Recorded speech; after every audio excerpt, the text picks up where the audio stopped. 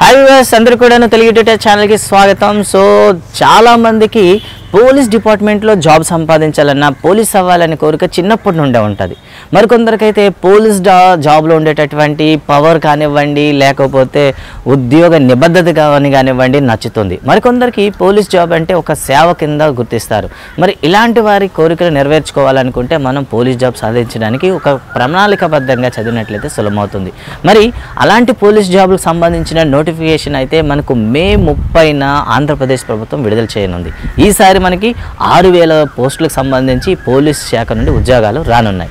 మరి ఈ 6000 పోస్టుల్లో మన కానిస్టేబుల్ పోస్టులు అనేవి ప్రతి జిల్లాకు సుమారుగా 600 వరకు ఉన్నాయని ఒక చిన్న రూమర్ కూడా ఉంది. మరి ఇలాంటప్పుడు ఈ పోలీస్ శాఖను జాబ్ సంపాదించాలంటే చాలా తేలిక అంటాను నేనైతే. మరి ఈ పోలీస్ డిపార్ట్మెంట్లో కానిస్టేబుల్గా కానివ్వండి, ఎస్ఐగా కానీ సెలెక్ట్ అవ్వాలంటే మనకు కావాల్సిన అర్హతలు ఏమిటి, అదేవిధంగా ఏ విధంగా చదివితే దీన్ని జాబ్ సాధించవచ్చు అనే దాని గురించి ఈ వీడియోలో చర్చ. ముందుగా పోలీస్ నియామకాలు కానివ్వండి, అటు ఎస్ఐ నియామకాలు కానివ్వండి, ముఖ్యంగా మనకి 4 దశల్లో జరుగుతాయి.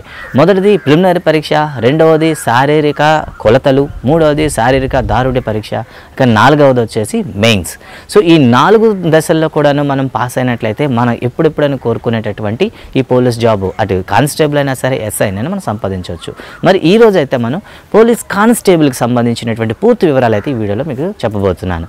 సో ఇంటర్మీడియట్ క్వాలిఫికేషన్తో కావలసిన శరీర ప్రమాణాలు కానీ, కొలతలు కానీ, దారుఢ్యం కానీ మనం ఉంటే ఈజీగా సాధించవచ్చు. ముఖ్యంగా ఒక 5 టాపిక్స్ని కానీ మీరు గట్టిగా చదివినట్లయితే ఈజీగా సెలెక్ట్ అవ్వచ్చు. సో దీనిపైన గతంలో కూడా శిక్షణ ఇచ్చిన అనుభవం ఉంది కాబట్టి మీకు చెప్తూ ఉన్నాం. అసలు పోలీస్ డిపార్ట్మెంట్లో నోటిఫికేషన్ ఎన్ని శాఖల్లో ఉంటుంది, అసలు కానిస్టేబుల్ అనేసరికి ఏ డిపార్ట్మెంట్స్లో వస్తుందో పూర్తిగా ఒకసారి ఎక్స్ప్లెయిన్ చేద్దాం. ఇప్పుడైతే మనం ఆంధ్రప్రదేశ్ ప్రభుత్వం పోలీస్ కానిస్టేబుల్ నియామకం చేసేటప్పుడు అందులో ఉండేటటువంటి రకాల గురించి అయితే ఒకసారి మాట్లాడుకుందాం.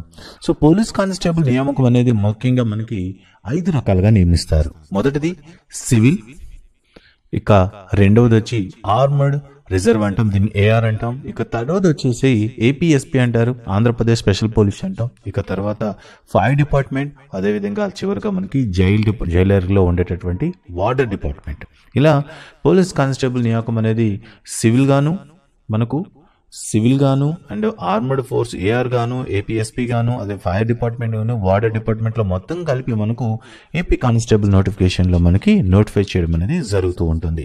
విద్యా అర్హతలు మనం చూసుకున్నట్లయితే సో కన్సర్న్ క్యాండిడేట్ ఖచ్చితంగా ఇంటర్మీడియట్ పాస్ అయి ఉండాలి, లేదా ఇంటర్మీడియట్ కైనా పై స్థాయి చదివినా పర్వాలేదు కానీ ఇంటర్మీడియట్ అనేది ఖచ్చితంగా పాస్ అయి ఉండాలి, లేదా ఈక్వలెంట్ గా ఉండేటటువంటి ఆంధ్రప్రదేశ్ ప్రభుత్వం గుర్తించినటువంటి ఏదైనా విద్యార్హతలు కలిగి ఉన్నా సరిపోతుంది. ఇక తర్వాత మనం అంశం చూసినట్లయితే ఫిజికల్ మెజర్మెంట్స్ టెస్ట్, పిఎంటీ అంటే ఏంటో చూద్దాం. అంటే ఒక అభ్యర్థి పోలీస్ కానిస్టేబుల్ కు శరీర పరంగా దారుఢ్యతను కలిగి ఉన్నాడా లేదా, అంటే శరీరం అనేది కనీస కొలతలను కలిగి ఉన్నాడా లేదని చేస్తారు. అయితే ఇందులో పురుషులకు ఒకలా ఉంటుంది, స్త్రీలకు ఒకలా ఉంటుంది. ముందుగా పురుషులతో చెక్ చేద్దాం. సో హైట్ అనేది ఖచ్చితంగా 167.6 సెంటీమీటర్లు కంటే ఎక్కువ ఉండాలి. అది ఎస్సీ ఎస్టీ వాళ్ళైతే 160 సెంటీమీటర్లు సరిపోతుంది. ఇక చెస్ట్ గురించి చూసుకున్నట్లయితే సాధారణ స్థితిలో ఉండేటప్పుడు 86.3 ఉండాలి. అది ఎస్సీ ఎస్టీ వాళ్ళకైతే 80 సెంటీమీటర్లు ఉంటే సరిపోతుంది. ఎప్పుడైనా సరే పూర్తిగా గాలి పీల్చిన తర్వాత చెస్ట్ అనేది 5 సెంటీమీటర్ల పెరుగుదల అనేది ఉండాలి, లేదా ఎస్సీ ఎస్టీ వాళ్ళకైతే 3 సెంటీమీటర్ల పెరుగుదల అనేది కనిపించాలి. ఇక తర్వాత చూసుకుంటే మహిళల గురించి మనం చూసుకున్నట్లయితే ఏ విధంగా ఉంటుంది. సో మహిళలకు వచ్చేసరికి మనం వాళ్ళని కనీసం 152.5 సెంటీమీటర్ల ఎత్తు ఉండాలి. అదే ఎస్సీ ఎస్టీ వాళ్ళైతే 150 సెంటీమీటర్ల ఎత్తు కలిగి ఉండాలి.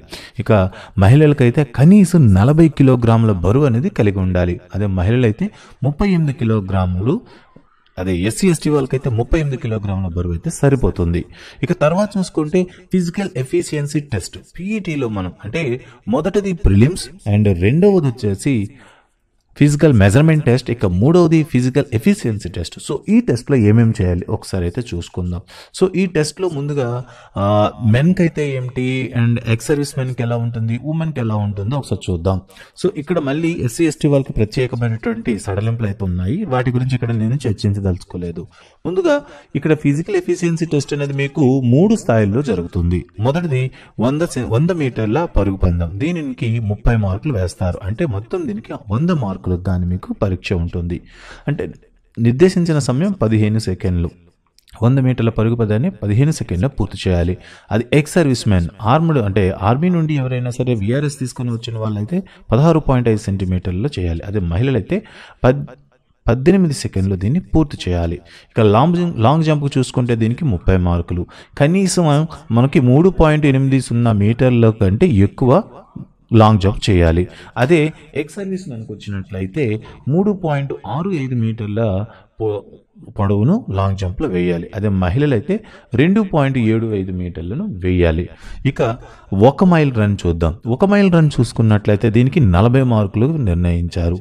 అదే జనరల్గా ఉండేవాళ్ళు మెన్ కానీ జనరల్ కోటీలో ఉండే వాళ్ళందరూ కూడా 8 నిమిషాల్లో దీన్ని పూర్తి చేయాలి. ఒకవేళ దీన్ని క్రెడిట్ పైన ఉంటుంది, అంటే 50%లో కానీ మీరు వేసినట్లయితే 50% టైంలో మీరు వేసినట్లయితే ఫుల్ 40 వేయడం జరుగుతుంది. అలా టైంని క్యాలిక్యులేట్ చేస్తారు. అదేవిధంగా ఎక్స్ సర్వీస్ మెన్ అయితే 9 నిమిషాల 30 సెకండ్లలో 1 మైల్ రన్ అనేది కంప్లీట్ చేయాలి.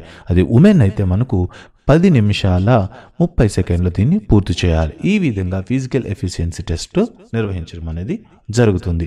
ఇక తర్వాత చూసుకున్నట్లయితే 2018 పేపర్స్ అనాలిసిస్ గురించి ఒకసారి చూద్దాం. 2018 ప్రిలిమ్స్ అండ్ మెయిన్స్ పేపర్స్ని రెండింటినీ కూడా అనాలిసిస్ చేస్తే ఏ అంశాలకు ఎంత ప్రాధాన్యత ఇచ్చారనేది ఈ కింద మనకు తెలుస్తుంది. సో పరీక్ష మొత్తం మనకి 200 మార్కులు నిర్వహిస్తారు. సో ఇందులో మళ్ళీ 3 సెక్షన్లుగా మనం వర్గీకరించి చెప్పుకుందాం. మొదట సెక్షన్ ఏ, దీంట్లో 75 మార్కుల గురించి ఇవ్వడం జరుగుతుంది. ఇందులో ఇంగ్లీష్ 30 మార్కులు గాను, అదేవిధంగా మెంటల్ ఎబిలిటీ 20 మార్కులకు గాను, అదేవిధంగా అథమెటిక్స్ 25 మార్కులు అంటే గణితం 25 మార్కులకి గాను 2018లో నిర్వహించడం జరిగింది. ఇక సెక్షన్ బిలో మనం చూసుకున్నట్లయితే కరెంట్ అఫైర్స్ గురించి చెప్పుకోవచ్చు. దీంట్లో 25 మార్కులకి ప్రశ్నలు ఇవ్వడం జరిగింది. ఇలా సెక్షన్ ఏబీలు కలిపి మనకి 100 మార్కులు ఇవ్వడం జరిగింది. ఇక తర్వాత పేపర్ చూస్తే సెక్షన్ సిగా చెప్పుకుందాం. దీంట్లో జనరల్ స్టడీస్గా మనం చెప్పుకోవచ్చు. 100 మార్కులకు దీన్ని నిర్వహిస్తారు.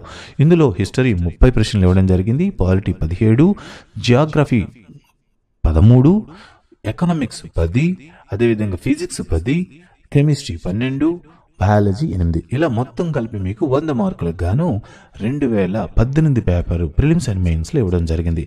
ఇక్కడ మనం గమనిస్తే సోషల్ స్టడీస్ నుండి మనకి 70 మార్కులు, సైన్స్ నుండి మనకి 30 మార్కులు రావడం జరిగింది. ఈ విధంగా 2018 పేపర్లో ప్రిలిమ్స్ అండ్ మెయిన్స్ నిర్వహించడం జరిగింది.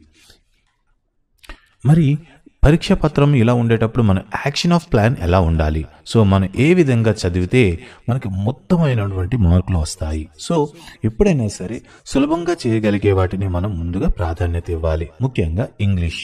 సో ఇంగ్లీష్ అనేది నార్మల్గా చదువుకున్నట్లయితే ఒక 20 వరకు మనం స్కోర్ చేయవచ్చు. అదేవిధంగా mental ability second priority. So mental ability అనేది బాగా మీరు ప్రాక్టీస్ చేసినట్లయితే 15+ వరకు మీరు సంపాదించగలరు. అథమెటిక్స్ అనేది సో ఇందులో పేపర్ ప్రయారిటీ చూసుకున్నట్లయితే 8+8+ మనం ఏం చెప్తామంటే ఇక 9గా చెప్తాం. అంటే నార్మల్గా ఉండేవి, ఈజీగా ఉండేవి 8 క్వశ్చన్లు, సో టఫ్గా ఉండేవి 8 క్వశ్చన్లు, యావరేజ్గా ఉండేవి 9 క్వశ్చన్లు ఇవ్వడం జరుగుతూ ఉంటుంది. అలా అనుకుంటే మీరు 17 ప్రశ్నల వరకు మీరు ఈజీగా అచీవ్ అవ్వచ్చు మినిమం ప్రాక్టీస్తో. లేదు కాస్త బాగా చదివిన వాళ్ళైతే 22+ వరకు స్కోర్ చేయగలం అనమాట. ఇక తర్వాత చూసుకుంటే రోజువారీ పత్రికా పఠనం చేసినట్లయితే ఒక 10 నుండి 15 వరకు మీరు ఈజీగా స్కోర్ చేయగలరు. సో అదేవిధంగా హిస్టరీలో 30 marks, polity 17, geography 13, economic 10. So అంటే టోటల్గా సోషల్ స్టడీస్ మీద మనకి 70 మార్కులు రావడం జరుగుతుంది. ఇలా మీరు అంటే హిస్టరీ పైన నార్మల్గా చదివినా కూడాను ఒక 15-20 వరకు స్కోర్ చేయగలుగుతాం. పాలిటీలో ఒక 10 అండ్ జాగ్రఫీలో 10 రఫ్గా వేస్తున్నాను. బాగా చదివే వాళ్ళైతే ఇంకా బాగా చేస్తారు. ఇలా మీరు టోటల్గా కౌంట్ చేసుకున్నట్లయితే సో ఒకసారి కౌంట్ చేయండి. ఒకసారి 20 + 15 35 + 17, సో 52 + 20 72 ప్లస్ ఇక్కడ మరొక 10 వేసుకోండి, 82 92 102 107 అంటే 107 మార్కులు. సైన్స్ ఇంకా నేను దాని గురించి టచ్ చేయలే. అంటే సో మినిమం క్వాలిఫై అవ్వాలంటే మనకి ఏముండాలి, 35% రావాలి. అంటే 200కు గాను 70 మార్కులు సో జనరల్ కోటాలో రావాలంటే. అదే ఎస్సీ ఎస్టీ వాళ్ళకైతే కేవలం 30% అంటే 60 మార్కులు తీసుకొస్తే సరిపోతుంది. ఇది ప్రిలిమ్స్లో మనకి క్వాలిఫై అవ్వడానికి 70 మార్కులు. కానీ మీరు రఫ్గా కనీస ప్రాధాన్యతని ఇచ్చుకుంటూ మీరు చదివినా మీరు సుమారు 100+ స్కోర్ చేయగలుగుతారు. అంటే ప్రిలిమ్స్ని సులభంగా దాటగలరు. అయితే ఇక మెయిన్స్కి వచ్చేసరికి మాత్రం గత ఏడాది చూసుకుంటే ప్రతి జిల్లాలో కూడా మీకు 140+ వచ్చిన వాళ్ళందరికీ కూడాను ఓపెన్లో పోస్టింగ్ రావడం అనేది జరిగింది. కాబట్టి అంటే ఇచ్చినటువంటి అంశాలను సులభం నుండి కఠినంగా అమర్చుకొని ఒక ప్రణాళికాబద్ధంగా మీరు చదివినట్లయితే సులభంగా మీ కళ ఏదైతే ఉందో దాన్ని సాధించగలుగుతారు. సో ఇది గైస్ ఈ వీడియోలో ప్రత్యేకత అయితే. సో ఒక ప్రణాళికాబద్ధంగా ప్రిపేర్ అవ్వండి. ఈ అంశాలన్నీ కూడా మీరు చదివినట్లయితే మీ కానిస్టేబుల్ లేదా మీరు ఎప్పుడైతే చిరకాల వాంఛగా కోరుకున్నారో చాలా ఆదర్శప్రాయంగా తీసుకునే జాబ్ ఏదైతే అనుకున్నారో కానిస్టేబుల్, సో మీరు ఈజీగా ఎంపిక అవ్వగలని ఆశిస్తున్నాను. Thank you for watching. Please subscribe and share and like it.